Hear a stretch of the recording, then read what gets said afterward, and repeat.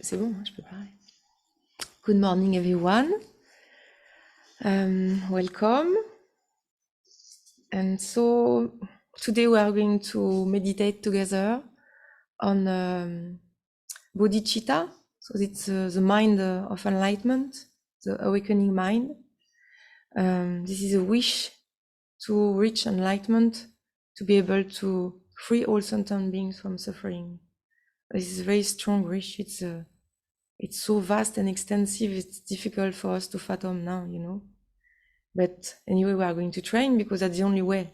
Whatever we want to do in life, even walking when we are babies, we fall many times and we tried and we started by just maybe, I don't know how to, scrolling on the floor or whatever, you know, and slowly, we were able to walk and then to run and then maybe to run marathon after. So it took times. So whatever we do, it's going to take time and we need consistency. If we do it just once in a while, we'll have some little effect, of course, but if we really want to develop this mind, we need to train. We need to train every day and to really take it in our daily practice, even during the day, not only every day on the cushion, but every day during the day, applying as much as possible any method we know about bodhicitta, any level we are, it's good, you know. Even if we didn't study much, but we know some point of the method, we can start immediately to use it. And so the thing is, like, sometimes we don't realize how fortunate we are to be able to apply this method, or we think we have time, or I checked this morning before coming because I didn't want to say any mistake. Every day on this earth, and I'm going to talk only on human beings because we don't have any numbers about animals and insects, and in the sea there is so many type of lives, but just human beings, in one day there is 150,000 human beings passing away. Of course there is a lot of people also, a lot of births, and even more births than deaths, but 150,000 people since yesterday are not on this earth, not alive anymore. So for them now, it's they enter the bardo, so they cannot practice at that time.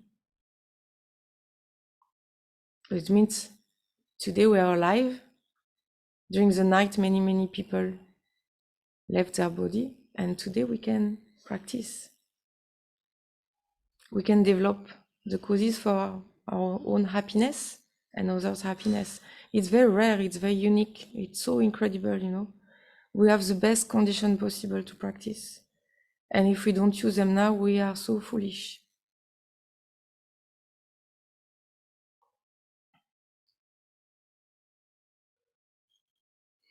So with this in mind, we are going to, if it's not done yet, you check your position and you see if you are comfortable and if your spine is straight.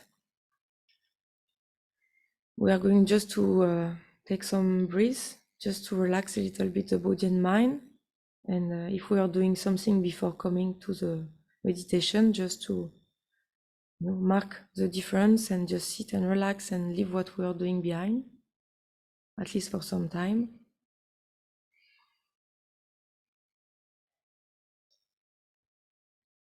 And we make the mind coming back to the body in the present moment, just now.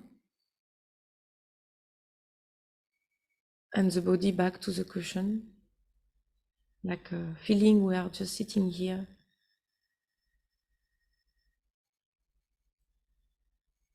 And for like 30-40 minutes, we are going to focus only in this meditation, like nothing else is going to distract us.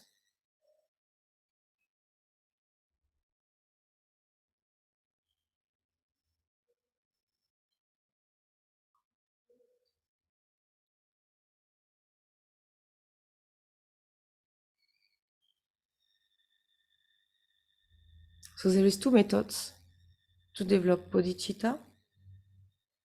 And so there is a sevenfold cause and effect method taught by Atisha. And this the one we are going to see today is the second, equalizing and exchanging self and others. And this is the method coming from Shantideva and coming from before Maitreya and directly received from Shakyamuni Buddha. So we are receiving a very pure lineage directly from Shakyamuni Buddha. And it creates also the connection with this lineage when we do this meditation. And of course, Shantideva, from Shantideva to all our teachers nowadays, so many teachers on the way, and until all our teachers who teach this method to us and make commentaries. So the first step is very, very, very important.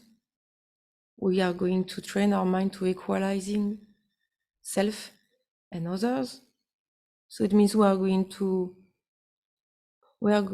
first become aware that this is our habit, very deep-rooted habit, is to think I'm more important than others. There is me and there is all others. If we're close or not, we know them or not, doesn't matter much in this case. It's just like to recognize me.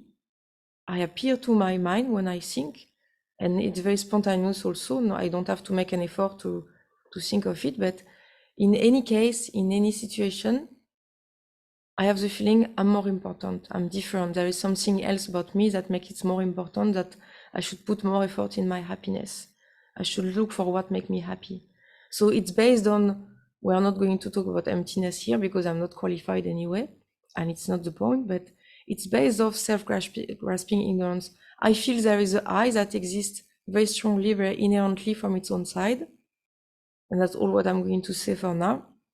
And based on this, we feel this very inherently separate I that exists by itself. I should put all my effort to make it satisfy it in any case all the time.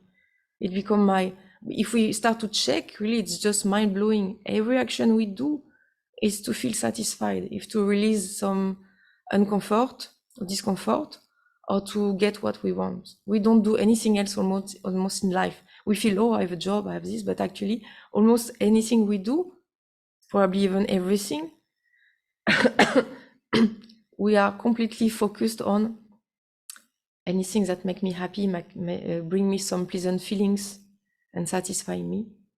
And we push away, we reject anything that doesn't fulfill this. So when we start to be able to see this, then we have the basis to be able to recognize that this is a mistaken mind, actually. This is not, it seems, yes, it seems if I work very hard on my happiness, then the result will be my happiness. It seems very logical in a way. And sometimes it's working for a short time, right? If I really want something, the dream job or dream partner or my favorite ice cream, and if I get it, of course, I have a pleasant feeling. So it seems it's working. But then the problem is like when we don't get, we feel unsatisfied. So, and if we get too much, it's not working anymore. If we get and we lose, it's not working anymore. If we get and we don't lose, but we're afraid to lose. So it's not, it can work, but to some extent, it's very, very, very short. And it's not what we want. We want full happiness, everlasting happiness, not just one moment of happiness. So this method is to really make us to understand that we have to shift completely our mind. And this is why we need to train. We need to train because it's completely opposite to what we are used to experience in our daily life. So there is many ways, there is so many ways we can contemplate all of this. But the thing is, like, whatever we are going to use, we should come to the conclusion we are all the same. So using this to start, we think, I think I'm different, I think I'm special, I think it's me, and all people, all others are others.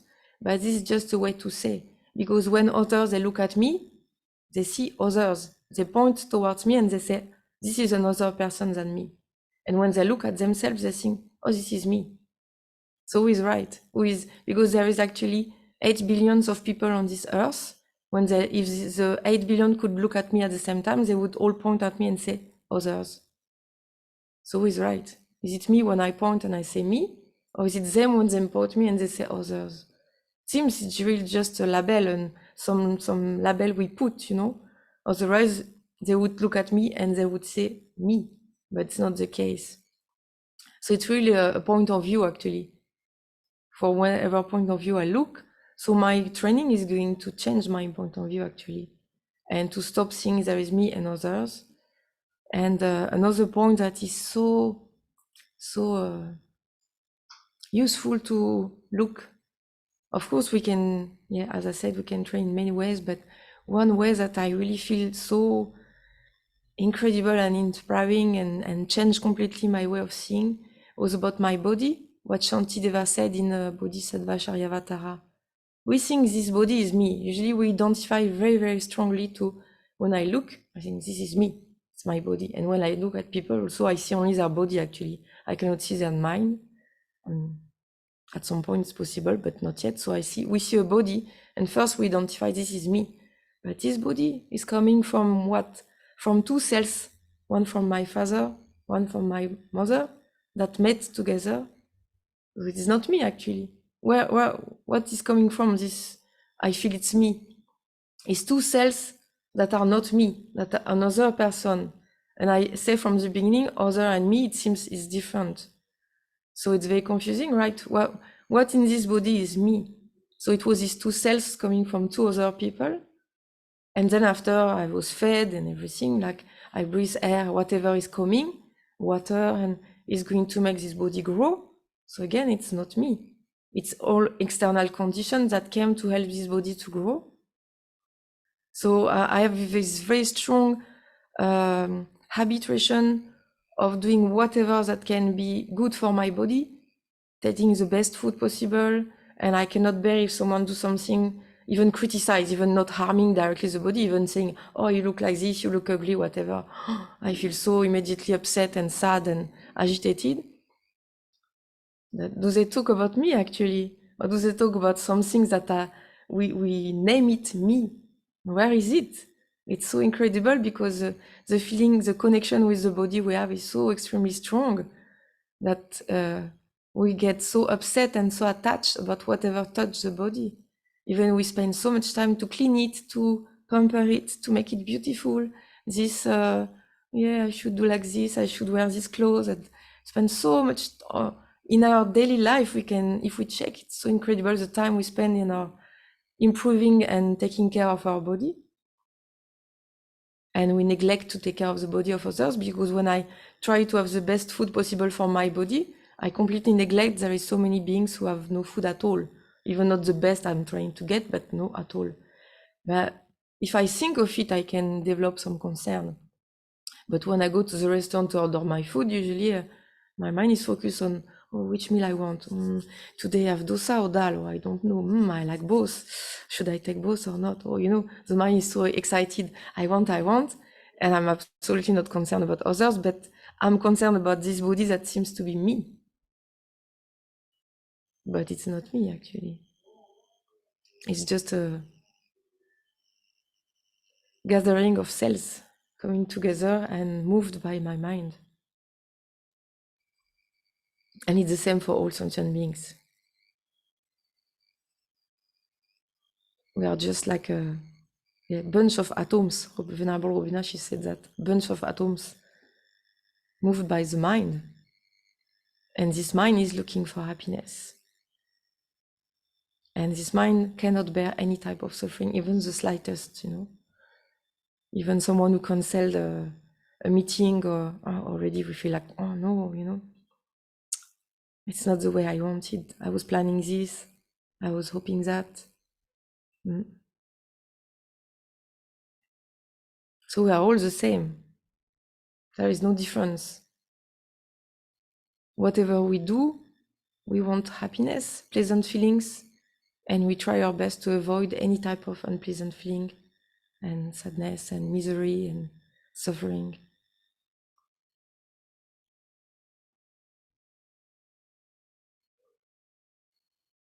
And if we can make our mind very familiar with this, slowly, day after day, then it really already, it's so vast and so incredible, you know. Like we would look at people and think, we are connected, we are close. Like usually our mind focus on differences, but if we do just even we would do only this meditation every day, actually, we go and we meet people and we start to feel close.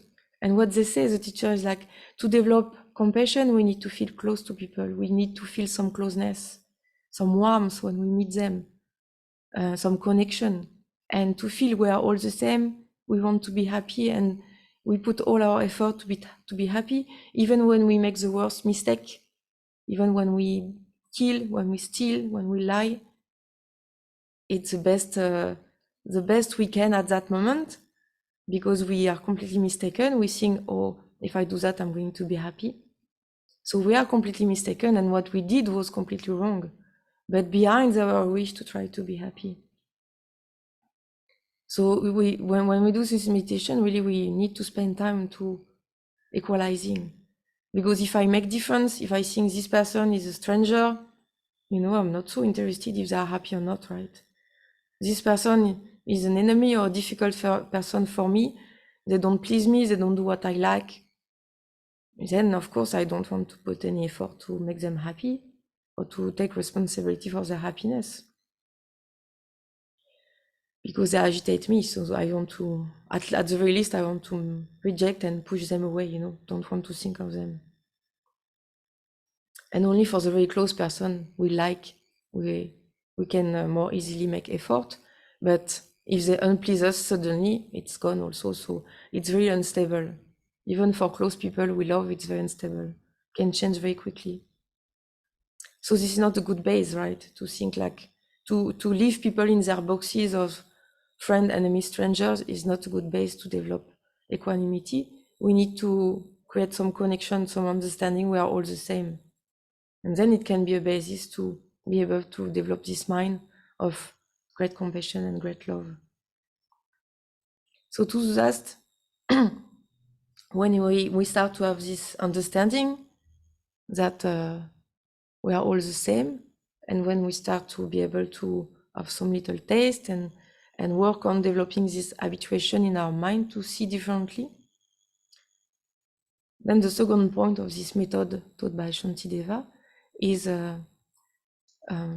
contemplating the disadvantages of cherishing oneself. So we need to understand, right? What is the cause of happiness? What is the cause of suffering? We need to contemplate to see if it's true. It's not enough if I just tell you, oh, when you focus on your own happiness, it's not working. You will never be happy like this. Because as I said, it seems that some short extent it's working, right? If you get what you want, you feel some pleasure. So we have to investigate much more, to be able to see if it's working. So we need to contemplate. In this meditation, we need to contemplate. Is it working, really? Is it working that when I focus on my happiness, I'm going to get happiness, like full, lasting happiness? And we can see the result of cherishing myself, focusing on my own happiness and neglecting others' happiness. First point, I'm going to create a lot of negative karma based on this, because maybe not in this life, we make effort, but in many lives anyway. And probably we all have some example of doing something negative in this life because it was serving our own interest. Maybe lying, maybe stealing something, maybe even worse, even when we kill mosquitoes, right? It's because they disturb us. They are going to take my blood after it's scratching. So I can take his life, no? Because this scratch is so unpleasant. So it's okay to take his life. So in this life, we did already some things that will create negative karma. So if I stay in this example of killing the mosquito, for example, it seems it's okay to do that because it's going to be, is preventing me from sleeping. Is going to have this scratch that is very unpleasant. He potentially can give me some disease. So I don't want to be sick. I have to protect my body from sickness. So it seems it's okay. But the thing is I killed. And killing creates negative karma. So I will probably have disease again. in future life, or a short life, I will be killed. So it seems it's not working well, no? I just to be able to sleep well or not getting sick, I'm just creating the cause now to have even worse in the future. Oh. And if I contemplate, I can find many examples, you know, about thinking, oh, that's a good method, but actually I'm just creating much more negative consequences for myself in the future. So it can create doubt, right? Is it working? It seems it's not working very well. And on the other side, even we feel, yeah, but I don't do much negative action. I'm a very good person, very ethical. I purify a lot, so maybe not so much result of negative karma will come to me. It's good enough. Not my case, of course, but maybe some people, they would think like this. But we don't create the cause for happiness, ultimate happiness. We create only the cause for not getting harm in the future. It's not enough, no? Having kind of a good life, not too bad situation. I mean, I want more than this. I don't know for you, but I want more than not too bad, not too many problems. And by focusing only on my own happiness, of course, I don't develop the very vast mind of taking responsibility of others' happiness, great compassion. That is a direct cause, concordant cause for Bodhicitta. That is a cause for infinite, ultimate happiness. This is my goal. This is what I want. I want infinite, everlasting happiness. And when I focus only on myself, in a way, I just block this possibility. I just close the door, because if I focus only on me, obviously, I neglect focusing on others. So again, maybe I don't create that much suffering in the future, but definitely I don't create the cause for my future happiness. So if we contemplate like this, again, day after day, again and again and again, we will have many examples also coming to our mind. We are going to come to the point like, yeah, it's a lot of disadvantages actually to focus on my own happiness, only myself. It seems it's not really the cause for my happiness. And then at some point we are going to have some conviction in it. And now we go to the third step, that is, we contemplated the disadvantages of cherishing oneself. Now we look, is there any advantages, any benefit if I cherish others? Because you said so, but it seems like if I give everything away, if I spend all my time thinking of others and helping, they are going to abuse me and I will never be happy like this. So does it work really? If I focus only of making others happy, putting all my energy, all my life, all my time to cherish others and feel them they are most precious and I want to make them happy. Can it be the cause for my own happiness also?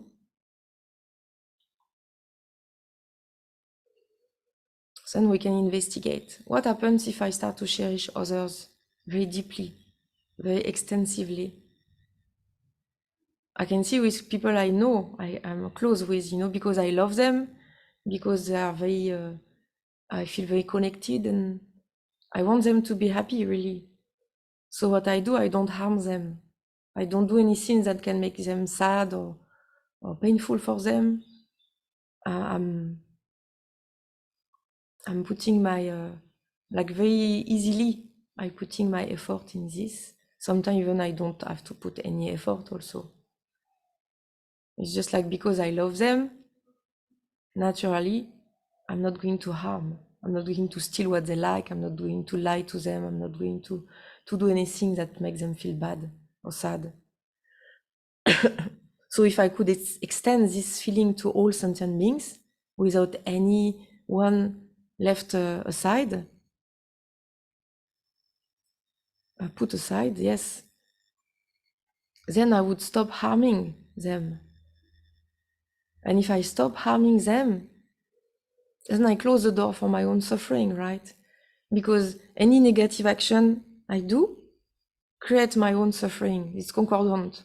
Any negativity brings negativity. So if I stop to do any negativity, then I stop receiving any negativity. So actually loving others and cherishing others, it's the best protection I can have, not to have misery and suffering in my life, now and also in the future. Because now I'm going to have a very happy, content mind if I take care of others. Not because I should, not because it's not yet developed in my mind. Now, of course, sometimes I feel, yes, but I have to think of me also. And it's true. It's true because we are not yet, now we are just investigating and developing this mind. So we have to find a good balance. But the more we develop it, and the more we are going to have this kind of experience, that when we take care of others, when we give up, when we give what we like to others, and we see they are happy, so pleasant. We have experienced this already in this life, right? We like something and we give it, and of course, if we keep it, we are going to enjoy it. But we give it and we see the person very happy. This is much deeper, pleasant feeling, and we can also remember it and feel happy again about it. And when we get something, it's not working much. I mean, yeah, I don't know, maybe it's different for everybody, but I have the feeling if I think of a memory, I get something I like, yeah, I can remember it was nice, but I don't feel it that much. If I gave something to someone, any kind of happiness to someone, and I try to remember it, then the joy is back again. Like almost the same, probably at the same level. So already now, when I benefit others, I get direct benefit. And in the future, I will get benefit. So if I don't harm them, I will not suffer. If I do positive action towards them, I will have a lot of happiness. So at the very least, I will have temporary happiness. It's exactly what I want. I want happiness. So when I take care of others, I get exactly what I want. I get immediate happiness and future happiness. But then I'm not capable to do it to infinite all sentient beings. But I can train my mind to recognize that will be the cause for my infinite happiness. When I make 1, 2, 3, 4, 5 people happy, my happiness is big. If I make, maybe it never happened to me, but if I could make 100 people happy at the same time, probably, I guess it's very incredible, no? And so imagine if you create happiness for infinite beings, then the cause is infinite happiness. And this is what we are looking for. And Bodhicitta is the cause. And the concordant cause, the main cause for Bodhicitta is great compassion. So this is what we have to train again, every day, again and again. And also, if we create one more point about the third point, after I go to the next, one more point about advantages of cherishing others is if we deeply develop this mind that cherish others, not only we stop harming, but also we are going to start to become very patient with them, very generous, and have more enthusiasm to help them. Like instead of feeling, I'm sorry, I'm too tired, I cannot come, we'll feel like, yeah, doesn't matter, I will rest a little bit later. Not to go to be exhausted, but more joy to help, more effort will be naturally easier to offer. Because we have this mind, we cherish them. Because we understand they are the cause of our own happiness. If I cherish them, I become happy. If I harm them, I become unhappy. I will get only suffering. Actually, my happiness depends 100% on others, and my suffering also. I cannot just be on my own little world and hope I'm going to create my happiness. It will never work. Only if I open my heart to others and I cherish them, I'm going to become very, very happy. Now, in the future, and until become completely infinite, stable, everlasting, 100% happiness. So by contemplating again and again the disadvantages and the benefits, then the mind becomes very strong in this conclusion, like, yes, I understand now what is the cause of happiness and the cause of suffering.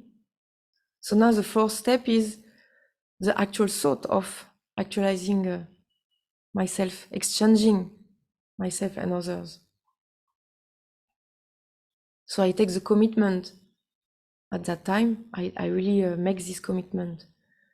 As much as I used to neglect others' happiness and focus only on my own happiness, now I'm going to switch my mind and I'm going to do exactly the opposite. As much as I can, of course, until I can do it 100%. As much as I can, I'm going to shift and put all my energy to cherish others and to neglect my own happiness. I completely changed my perspective because I came to the conclusion that's the real method, that's the true method for happiness. And then we have to train, because my habituation, my habit in my mind is exactly the opposite. And it's not because I just make the commitment, I understand, like, oh, it's done now, it's going to be very easy. No, because it's since beginner's life, I'm getting habituated, I'm training myself of thinking my happiness is more important. So it means I also have to train to develop the opposite mind. And the method offered by Shantideva is Tonglen. So Tonglen, Tong is giving and Len is taking, but we do the opposite side. We say Tonglen, but we do the opposite when we want to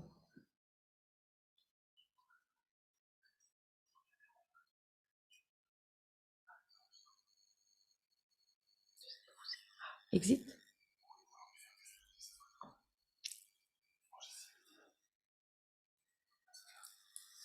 Sorry, I was getting a little information. So yes, so Tonglen, so we say Tong and Len, but actually it's the opposite. So we first develop the habituation and the training in taking, and then after giving. So what do we take, what do we give? We take the suffering of others and we give our happiness, our merits, anything that is good we give, anything that is painful and suffering for others we take. And there is no danger, because we are just training the mind. But that's the first step. Whatever we do, we train. And then because we train, the mind becomes very strong. And then after, when we go outside and we meet people and we meet difficult situations, because of this mind is very strong and we trained, then it's very easy. Like if I train to run every day, when it's the time of the competition, I don't have to think, oh, how do I run? And can I run it for 42 kilometers if I run a marathon? It's very long. No, we did it many days before, every day. So we know we can. So it's very easy. We just come and we start the competition or the marathon and we just do it. That's the same. Because I train every day in this method of Tonglen, then when I go, at some point it's going to become more spontaneous to help and to take responsibility. So that's the reason we train. Like we imagine, because the mind becomes very strong and very habituated. So we create this new habit. So Tonglen is usually, there is this method to, this method to take the suffering and to give. Usually, after some training, we use the breathing also. But at first, we don't need to. We can just visualize the light. So I'm going to guide now meditation. And because we have to know, like, of course, contemplating is meditation. It's not now suddenly the meditation is going to start. All this contemplation is part of meditation. This is analytical meditation, right? So, but this is meditation I'm going to guide, and we can become a bit more familiar. And then after, you can do it by yourself, of course. And you can do it also anytime during the day. You don't have to be in your cushion. You look at someone who is suffering, you can imagine you take, and you can imagine you give. In a room, in a bedroom, at work, or You know, anytime you pause and you see someone in difficult situation or someone you know is sick, you can do it anytime. But also you have to train in a more formal way on your cushion every day, because that's when the mind is very calm and focused. And also they say, last point, they say, if we have difficulty to take because we feel some anxiety or some fear, we feel, oh, maybe if I imagine I take the sickness of someone, I'm getting sick, and we feel uncomfortable. Also, they say we can start by taking our future suffering, my own suffering. Maybe next year, if I'm still alive, I'm going to be sick. Maybe this evening, if I don't eat, I'm going to be very hungry. Maybe if I die tomorrow, I'm going to go to a difficult rebirth, and etc. So you can imagine your future suffering, and you can imagine you take it, and you give all what you possess to your future, to remove all this future suffering. So you can use it. You can use this method to be able to train your mind and become more familiar, and then after you will be able to do it for everybody. So now you can adjust your position if you need, and relax and visualize. So you can start by thinking of someone that you know, and you can think of maybe today I'm going, because I don't want also maybe to make it too long, so I'm going to make the point and we think, but I'm not going to leave a lot of time to think, you know. But when you do it, you can take as much as time as you want to really visualize very well and take your time to experience it. And so now I'm going to guide, and you know the method if you don't know yet.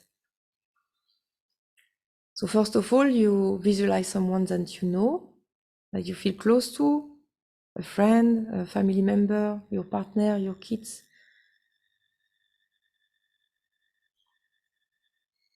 So you try to have a clear feeling they are here. Doesn't matter if you don't see very well. You imagine they are here. And you feel, of course, because you know them, you know whatever they go through. You know if they are sick, you know if they are stressed, you know if they are sad. You can imagine all what you know about them, you know, that is difficult, that they are experiencing. And slowly, all this pain, physical, mental pain, sadness, anxiety, sickness, fear, anger also, you can imagine it's going out of their body slowly, and it become a black smoke, a black cloud. So slowly, slowly, all the suffering of their body and mind come out, leave their body, and become a cloud or smoke, very black, very dark, very thick. And then you imagine this black thick cloud comes to you, and you absorb it into your heart chakra in the center of your chest. This is where usually we feel this sense of I, this sense of me, self-cherishing mind is there. I mean, we visualize it there. And when we visualize it there, we visualize this cloud is going to destroy completely. It's going to come and it's going to destroy completely this self-cherishing mind.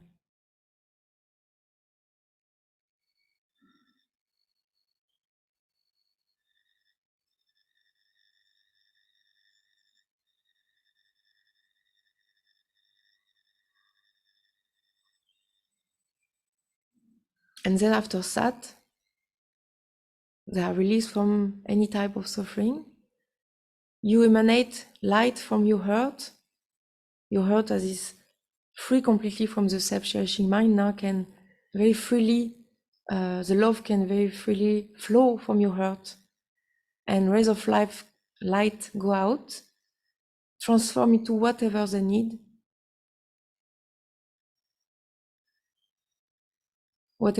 to be happy temporarily, and whatever they need to be happy ultimately. So you offer all your merits, you offer your body, you offer your possessions, you offer your qualities, and whatever they need, you offer to them, and these rays of light, they go towards them, and they're absorbed in their heart and in their whole body.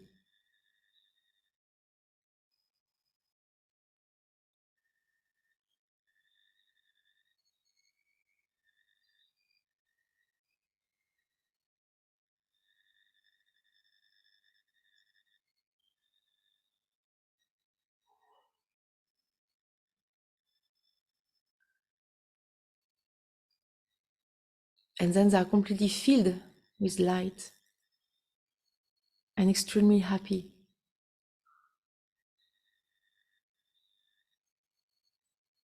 And you feel very happy for them.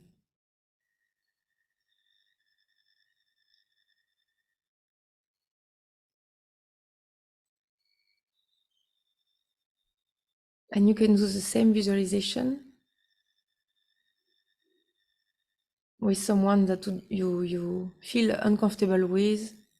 Like usually we say enemy, but we can feel, oh, I don't have any enemy, because it's a very strong word.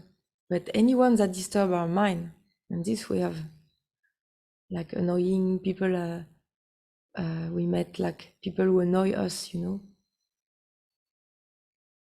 whatever they do. We can find many examples. Or someone who harmed us in the past, make our life very difficult, make us very sad. They cheated on us, or they betrayed us. So you choose this person, you visualize this person in front of you now. But don't get agitated. You just feel this person is there. You don't recollect your anger towards this person, you just feel this person is there. And then you do the same exactly. Visualization than before. Because this person, definitely whatever she did to me, she had some problems. She has been sick, or she will probably get sick at some point in her life. She has some anxiety. She has some sadness. Or he had some pain, some deception, some dissatisfaction.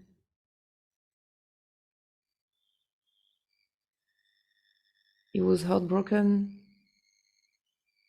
So really there is many types of different sufferings that he has experienced, he is experiencing, and he will experience.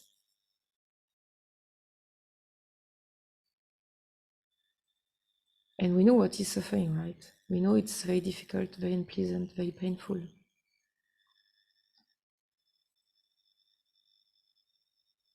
So if we connect like this, we can understand why this person should be free of suffering also.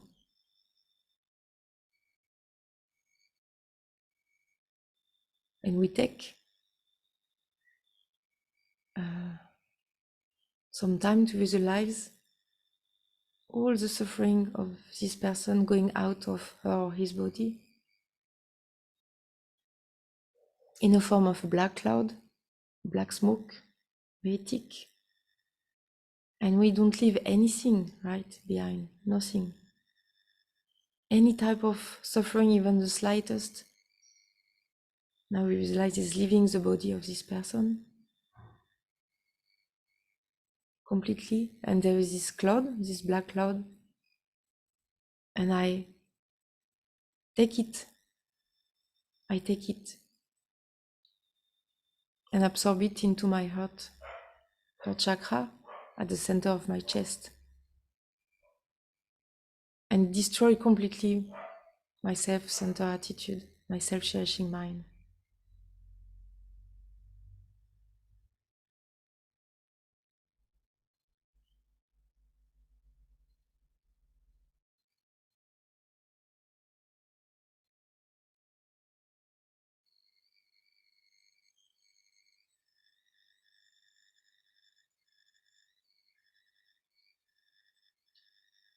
And now they are completely free from any suffering.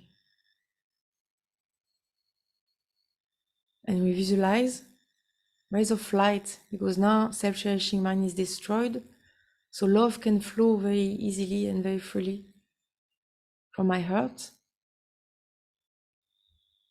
sending rays of light, emanating whatever is necessary for this person to be happy.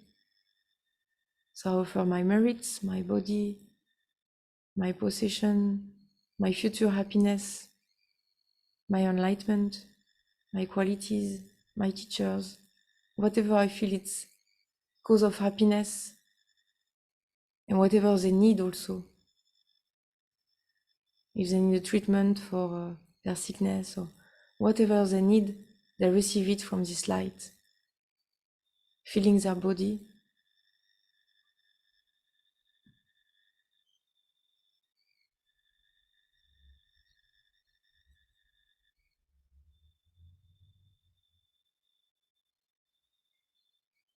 And they become totally happy.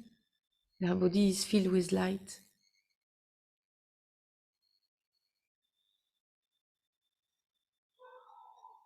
And I also feel happy for them, that finally they reach happiness and are free from suffering.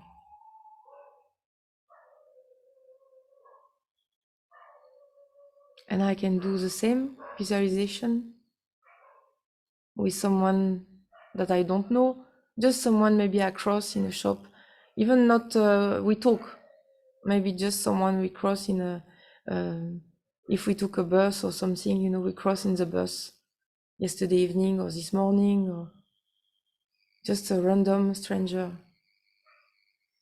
We just saw them. And similarly, this person, even if I don't know her problem or is suffering, or, but I know they do have suffering, because they are like me, you know. So sometimes they are sad, sometimes they are anxious, they don't get what they want, they lose what they got already. Maybe they are losing people, maybe they are betrayed, maybe they are sick. I mean, there is so much suffering in the world, it's so easy to imagine if we just think of it, no? Maybe they live in a country there is a war and we just saw them on TV, in the news.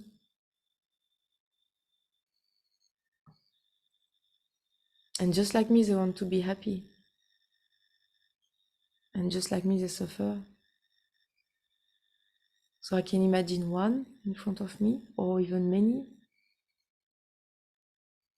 a group of people, if I feel comfortable with it.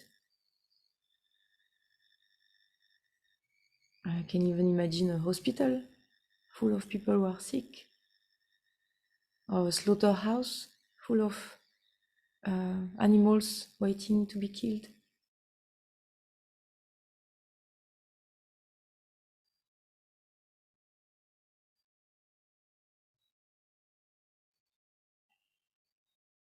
And all their suffering, all their fear, all their sicknesses is leaving their body in a form of black smoke going out and becoming a cloud, a very dark, thick smoke, forming a cloud.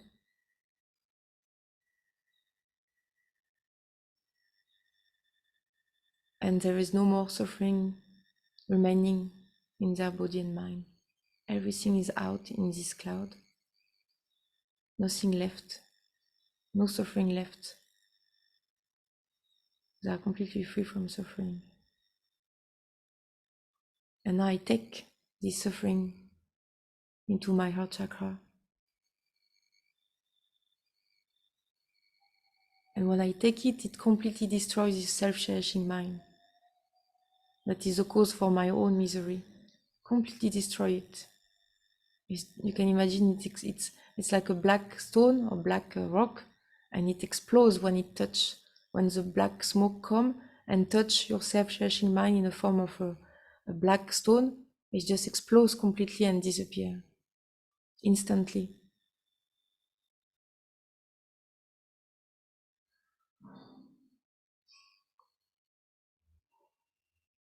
And now you are completely free from self-cherishing mind. Your love can flow very freely, and your compassion can flow very freely. And it can reach all these beings who are suffering, and you can offer them with this rays of light whatever they need.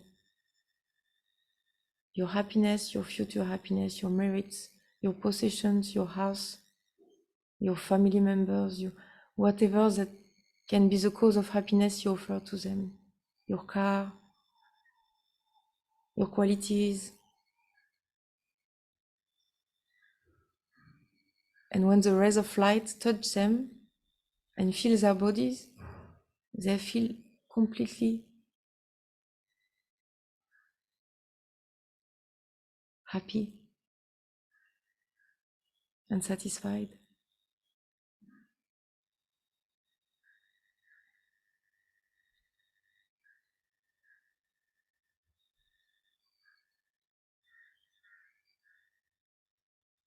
Their body is filled with light and they are 100% infinitely happy. And you feel also very happy that they become completely free from suffering and happy.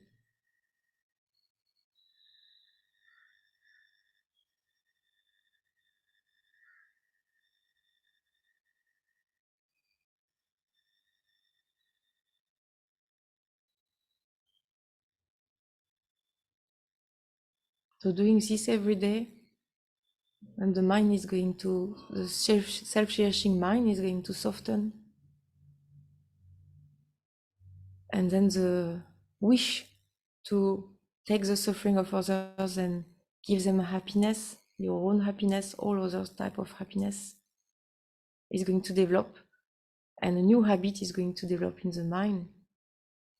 And then it will become actions in your daily life.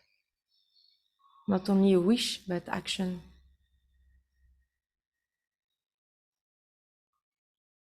And it becomes more and more extensive when we train. That's why we have to train every day.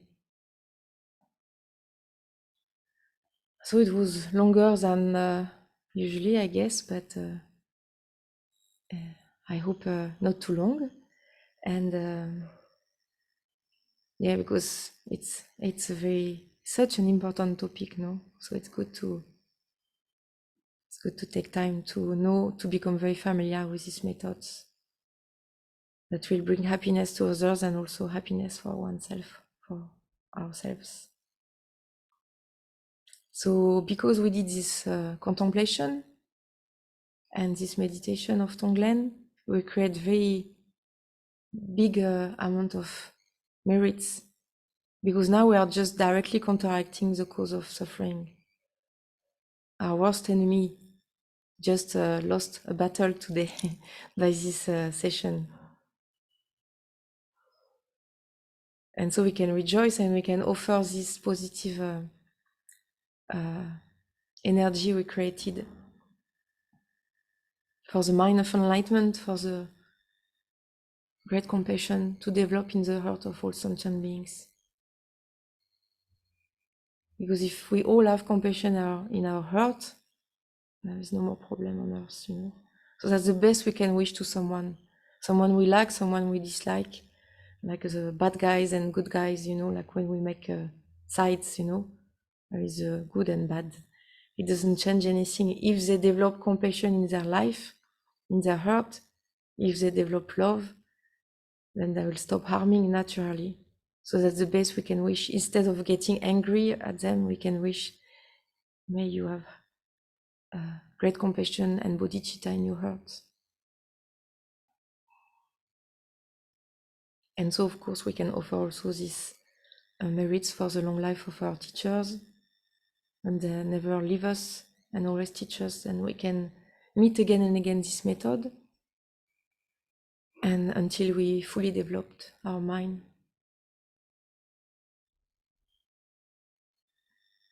And for the Dharma to always be accessible and spread in all directions, and we can all benefit from these methods.